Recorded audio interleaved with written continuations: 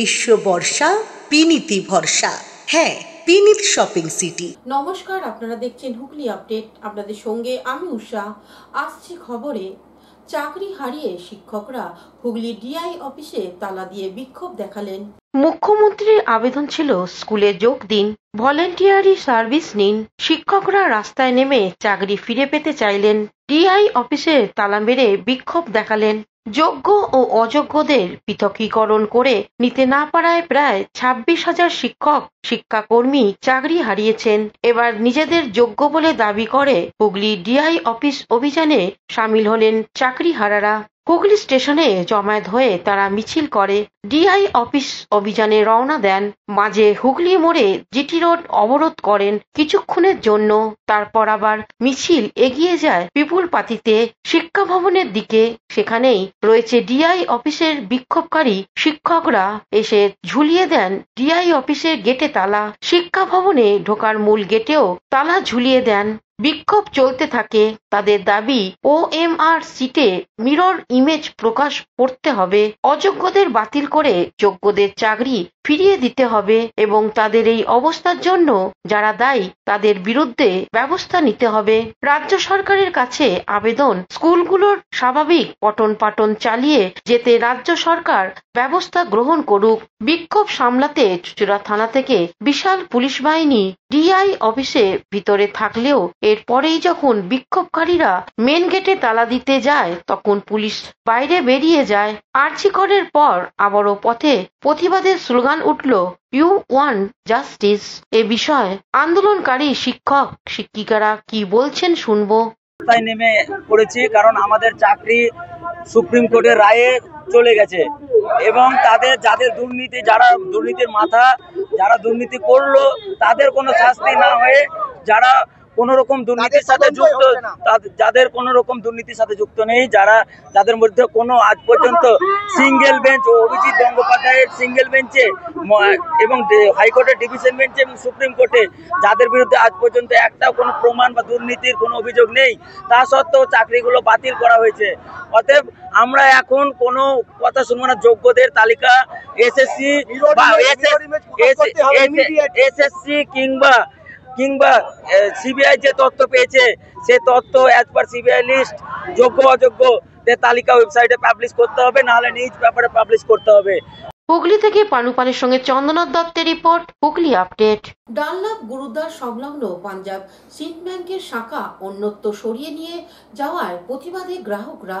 ব্যাংকের শাখা অন্যত্র চলে যাওয়ায় গ্রাহকদের বিক্ষোভ ব্যান্ডেল গুরুদ্বার এলাকায়। প্রায় 50 বছরের বেশি ব্যান্ডেল ডানলপ গুরুদ্বারের পাশে পাঞ্জাব সিন্ড ব্যাংক অন্যত্র স্থানান্তরে নোটিশ বিক্ষোভ সাধারণ মানুষ।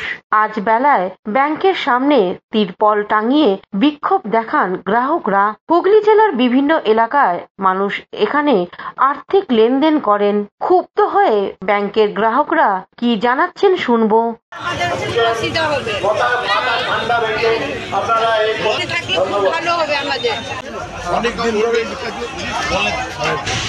আমরা এখানে অনেকদিন ধরে খাতা আমাদের আছে ব্যাংকে, আর ব্যাংকে প্রথম যখন আরম্ভ গেলে ব্যাংকটা আমাদের অনেক ক্ষতি। আমার ওল্ড এজ হোমের প্রায় অর্ধেক লোকের এখানে অ্যাকাউন্ট আছে আর সবার বয়স 70। অন্যদিকে গ্রাহকদের পাশে এসে দাঁড়ান সপ্তগ্রামের সমাজসেবী দেবব্রত বিশ্বাস। উনি কি বলছেন শুনে নেব। আজকে এই প্রতিষ্ঠান স্থাপিত হয় পাঞ্জাব অ্যান্ড সিন্ড ব্যাংক এবং এখানকার মানুষের সাথে আমাদের একটা ইমোশন, একটা আবেগ জড়িয়ে আছে। আজকে প্রায় কাছাকাছি 50 বছরের কাছাকাছি হয়ে গেল, 50 বছর অতিক্রম করে গেছে এবং ব্যান্ডেল, দেবানন্দপুর, শাহগঞ্জ, ছোট খেজুরিয়া, কেওটা, ডানলপ মোল্লাপোতা, ঝাপপুকুর, সপ্তগ্রাম, বড় খেজুরিয়া, প্রচুর এলাকার মানুষের প্রায় 1 লক্ষের বেশি গ্রাহক আছে এই ব্যাংকের সাথে এবং বছরে প্রায় 70 থেকে 80 কোটি টাকার ট্রানজাকশান হয়। তো এইখানকার এত মানুষ, বহু বৃদ্ধ মানুষ ক্যালান্ডু খন্ডান থেকেও আসে, বহু গরিব মানুষের অ্যাকাউন্ট আছে, বহু মানুষের পেনশন ঢোকে, এখানে লক্ষ্মীর ভাণ্ডারের টাকা ঢোকে, বার্ধক্য ভাতা ঢোকে। তারা এইখান থেকে 1000 টাকার জন্য প্রত্যেক মাস এখান থেকে নিশ্চয়ই ব্যান্ডেল যাবে না। হুগলি থেকে চন্দ্রনাথ দত্তের রিপোর্ট, হুগলি আপডেট। চাকরি অবৈধ অথচ খাতা দেখা বৈধ, প্রশ্ন চাকরিহারা শিক্ষকদের। চাকরি অবৈধ অথচ খাতা দেখা বৈধ। প্রশ্ন চাকরিহারা শিক্ষকের। সুপ্রিমের রায়ে যেদিন চাকরি গেল সেদিনও উচ্চ মাধ্যমিকের খাতা দেখছেন, তারপরেও খাতা দেখা শেষ করেছেন। সেই খাতা হেড এক্সামিনারের কাছে জমা দিতে যাবেন। চন্দ্রহাটি দিলীপ হাই স্কুলের একাদশ দ্বাদশের পলিটিক্যাল সায়েন্সের শিক্ষক অমিত মণ্ডল। হুগলির কানাগড় এলাকায় তার বাড়ি। 2018 সালে চাকরি পেয়ে যোগ দিয়েছিলেন পূর্ব বর্ধমানের ভাতারে। সেখানে 2.5 বছর চাকরি করে উচ্চ শ্রী নিয়ে চন্দ্রহাটিতে চলে আসেন। বাবা অমর মণ্ডল পেশায় রাজমিস্ত্রির কাজ করেন। খুব কষ্ট করে বড় করেছেন ছেলেকে।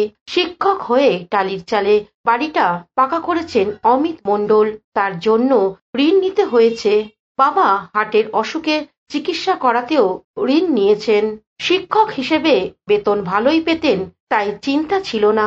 এখন 27 লাখ টাকা ঋণ, মাসে 35,000 টাকা ইএমআই কি করে শোধ হবে, সেই ভাবনা ভাবতে পারছেন না। এ বিষয়ে শিক্ষক অমিত মণ্ডল কি বলছেন শুনবো। জাজমেন্টটা তো আমার তো সম্পূর্ণরূপেই মনে হচ্ছে অবৈধ। কারণ এখানে আমি কাউকে হচ্ছে কি সন্দেহের বশে বাতিল করছি, ঠিক আছে? এখানে এরকম তো করা যায় না। আজকে আপনার বাড়িতে যদি চুরি হতে পারে, আপনি চুরি হয়ে গেল, আপনি কি বলবেন আমার পাশের বাড়ির লোকটা চুরি করেছে, আপনি কি দেখেছেন? আমি সন্দেহের বশে কাউকে চোর বলতে পারি না। এটা হচ্ছে কি মানে আপনি বলছেন যে যারা তদন্ত করেছে সে তদন্তটাও সঠিক হয়নি? না, তদন্ত ঠিক আছে, তদন্ত তাহলে তদন্তকারী সংস্থা। অন্যদিকে হুগলি শ্রীরামপুর সাংগঠনিক জেলা তৃণমূল শিক্ষক সংগঠনের সভাপতি শুভেন্দু গড়াই কি জানাচ্ছেন শুনবো। আজকে আমাদের জেলায়, হুগলি জেলায় আমার সাথে অনেক এরকম বঞ্চিত শিক্ষক শিক্ষিকার কথা হয়েছে। তারা প্রত্যেকেই বলেছে আজ থেকে জয়েন করবেন। কয়েকজন একটু দূরে বাড়ি, কালকে ফিরতে কলকাতা থেকে নিজেদের মধ্যে আলোচনা করে ফিরতে একটু দেরি হয়েছে। আজকে যারা পারবে না আগামীকাল থেকে জয়েন করবেন, কারণ এখন প্রায় প্রতিটি স্কুলেই পরীক্ষা চলছে। সেই পরীক্ষার দায়িত্ব তাদের আছে, আগে থেকে অ্যালট করা আছে এই রায় বেরোনোর আগে থেকেই। সেই দায়িত্ব তারা সম্পূর্ণভাবে পালন করবেন। দিদি যেহেতু কালকে আস্থা দিয়েছেন তাদেরকে এবং দিদির ওপরে তাদের সম্পূর্ণ আস্থা আছে, এটা তারা আমাকে জানিয়েছে। ও বিজেপি আইনজীবী নেতা স্বপন পাল কি বলছেন শুনে নেব। দেখুন, সুপ্রিম কোর্ট যে রায় দিয়েছে, তারপরে গতকাল নেতাজি ইন্ডোর স্টেডিয়ামে মুখ্যমন্ত্রী যে কথাগুলো বলছেন সেটা আদালতকে অবমাননা করা হয়। আজকে আমরা যদি বলি যে যখন সুপ্রিম কোর্ট রায় দিয়েছিলেন সিঙ্গুরের টাটারা কারখানা করতে পারবে না, তারপরে কি সেখানে টাটা কারখানা করেছিলেন? তিনি তো তখন করতে পারতেন।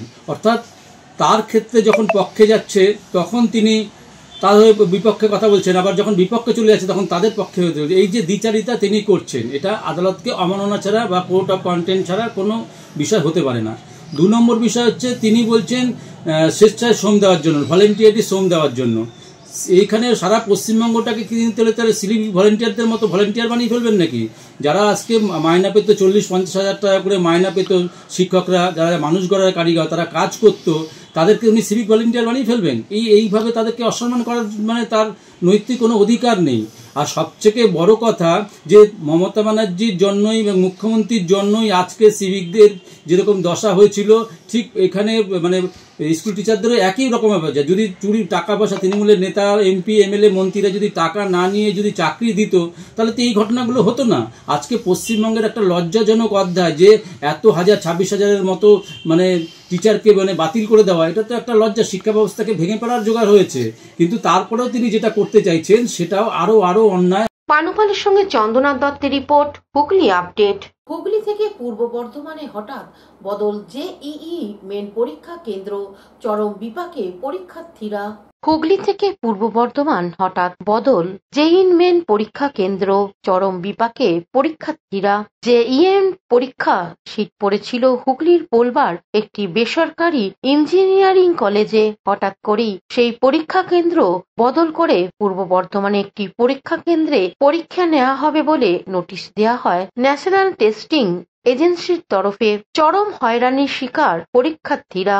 পরে পোলবা ব্লক প্রশাসন, বিডিও, পুলিশ গিয়ে 3টি বাসের ব্যবস্থা করে তাদের বর্ধমান পাঠানোর ব্যবস্থার জন্য।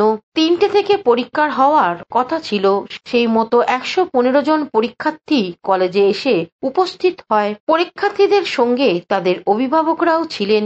20 মিনিট আগে তারা জানতে পারেন যে এই কলেজের পরীক্ষা নেওয়া হবে না।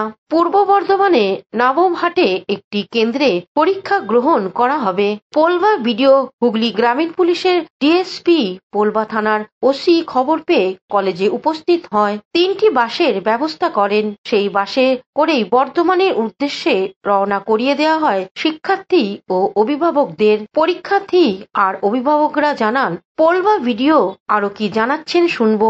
ডিস্ট্রিক্ট জি ম্যাডামের রিকোয়েস্টে আমরা জি ম্যাডাম ইনস্ট্রাকশন দিন, আমরা ডিস্ট্রিক্ট থেকে আমরা এখানে এসে ওদের অ্যারেঞ্জমেন্ট করে দিয়েছি যে নবাবহাটে যে কলেজটা আছে সেখানে। কটা দিয়ে পরীক্ষা স্যার? কটা দিয়ে পরীক্ষা? পরীক্ষাটা 3টে থেকে ছিল। এবার সেক্ষেত্রে ওখানে ওদের এজেন্সির সঙ্গে আমরা কথা বলেছি, এখান থেকে এই ক্যান্ডিডেটরা যখন পৌঁছে যাবে তাদের সেই টাইমটা রিল্যাক্সেশন করা হবে। তাহলে প্রশ্নপত্র ফাঁসির একটা ব্যাপার থাকবে আগে যারা পরীক্ষা দিয়ে দিচ্ছে? না, এটা তো এসব কি থাকছে, ওরা তো তার মধ্যে চলে যাচ্ছে, ভেন্যুতে পৌঁছে যাচ্ছে। কটা থেকে পরীক্ষা ছিল স্যার? 3টে। স্যার 2:45 বাস ছেড়েছে, যে পৌঁছাতে পারবে বর্ধমান? না, পৌঁছাতে পার বলা আছে তো। দেখুন, এটা তো আমরা জানি না। দেখুন, এটা তো একদম সেন্ট্রাল এজেন্সি, এটা এক্সামটা কন্ডাক্ট করে। এবার ডিস্ট্রিক্ট অথরিটি কিছুই জানেন না। ডিস্ট্রিক্ট অথরিটি যাচ্ছে এখানে ভেন্যু আছে বলে সেই 144 জারি করেছে, এটুকুই। এবার ডিস্ট্রিক্ট অথরিটি 8 ঘন্টা আগে জানতে পারে, মোটামুটি ওই 1:30 নাগাদ জানতে পারে যে এরকম একটা সিচুয়েশন হয়েছে। ফলে লোকাল একটা অর্ডার সিচুয়েশন হতে পারে। সেই জন্য আমরা এখানে এসে যাতে যে অভিভাবক আছে ক্যান্ডিডেট তাদের যাতে পরীক্ষাটা যাতে সুষ্ঠুভাবে দিতে পারে সেই অ্যারেঞ্জমেন্টের জন্য আমরা এখানে এসেছি। ছাত্রছাত্রীরা বলছে আগে জানালে খুব ভালো হতো, এটা তো হ্যারাসমেন্ট। দেখুন, এটা তো ইনস্টিটিউটের ম্যাটার, এখানে আমরা কিছু বলতে পারি না। তার মানে কি ডিস্ট্রিক্ট অথরিটির কাছে আমার কিছু ইনফরমেশন ছিল না, এখানে এসেছি, শ্রীরামপুর থেকে এসেছি এখানে। হ্যাঁ, 1 ঘন্টা মোটামুটি লেগে গেছে। আর এখানে গেটে বলছে কি এখানে এক্সাম সেন্টার চেঞ্জ হয়ে গেছে। টোটালি হ্যারাসমেন্ট অফ স্টুডেন্ট আর ল্যাক অফ ইনফরমেশন আর টোটাল ডিসএবিলিটি অফ সিস্টেম। কি পরীক্ষা ছিল এটা? জেই মেন্স ছিল। এখন কোথায় নিয়ে যাচ্ছে? আবার বর্ধমান।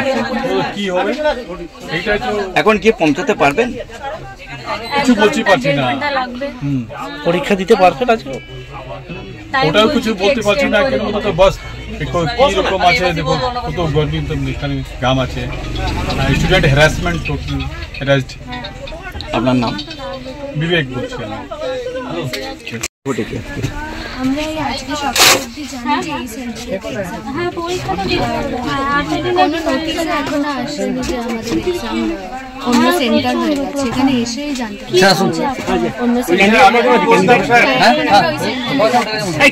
পানুপালের সঙ্গে চন্দ্রনাথ দত্তের রিপোর্ট, হুগলি আপডেট।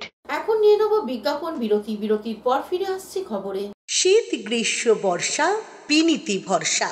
হ্যাঁ, পিনিত শপিং সিটি। যে কোনো মরশুমের রেডিমেড জামা কাপড় পাওয়া যায় একই ছাদের তলায়। ছোট থেকে বড়, পুরুষ, মহিলা ও শিশুদের একমাত্র নির্ভরযোগ্য প্রতিষ্ঠান।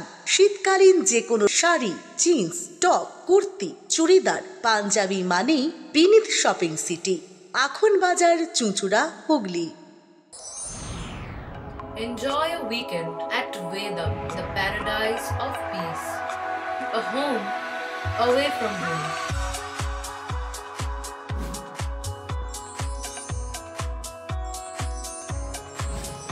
See yourself resonating with the nature. Vedam welcomes you to create your best memories. Amula Nursing Home. Pothshathi, your ultimate destination for weekend leisure. Marriage, conference, shooting and get together all are in one roof. Yes, think about Pothshathi, Hugli.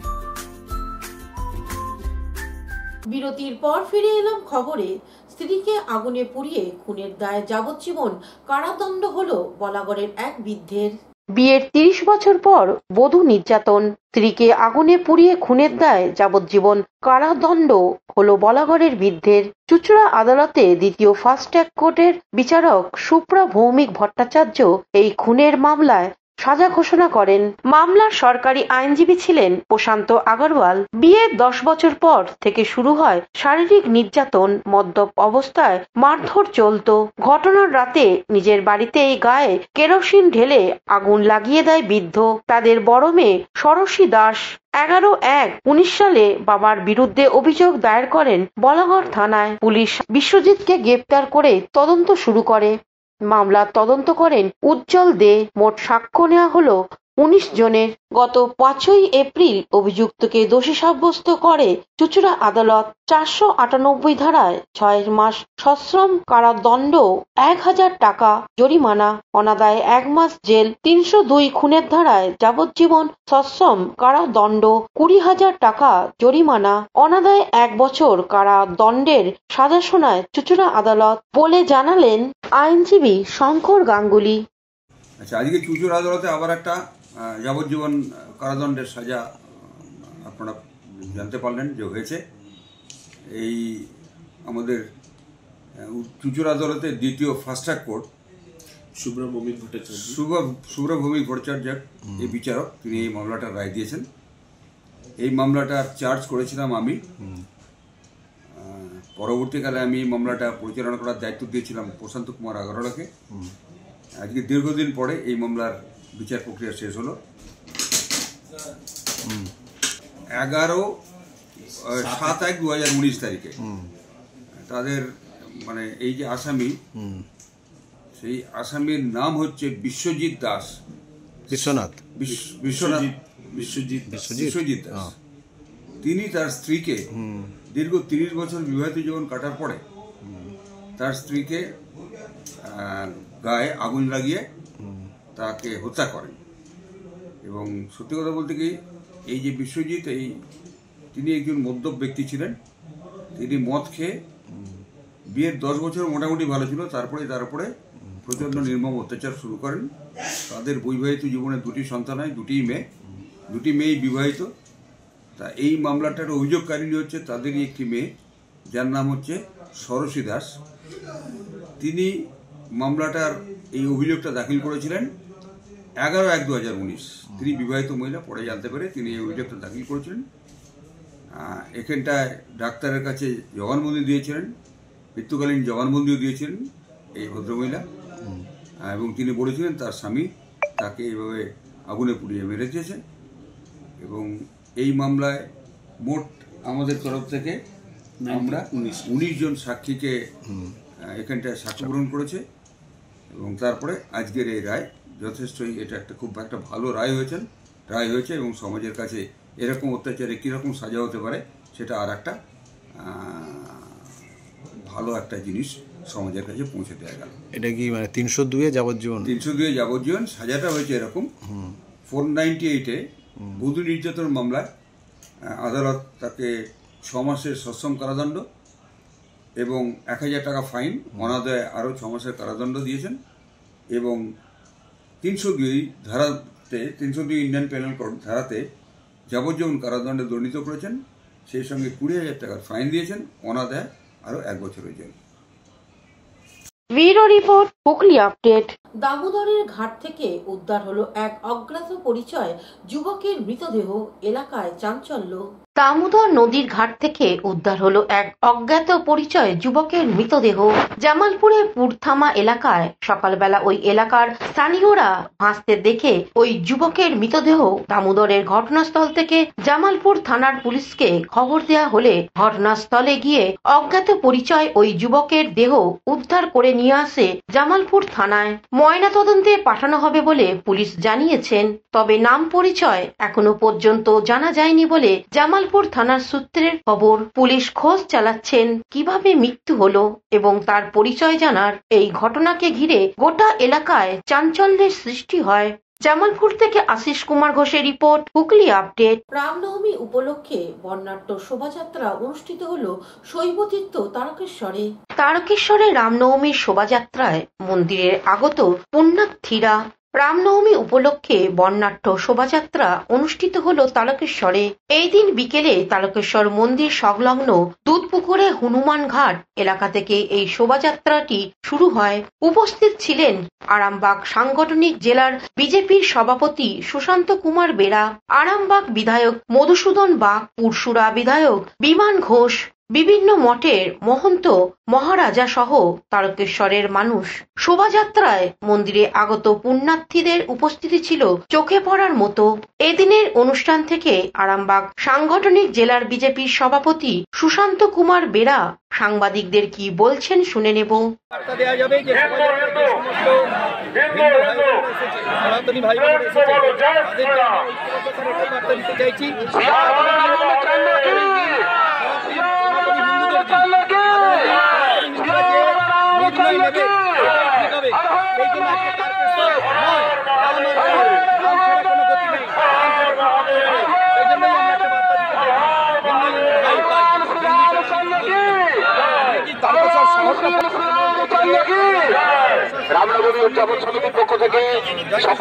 Tarakeswar থেকে আশিস কুমার ঘোষের report, Hooghly update. এখনকার মতন খবর এই পর্যন্তই। প্রতিদিন দেখুন Hooghly update. নমস্কার।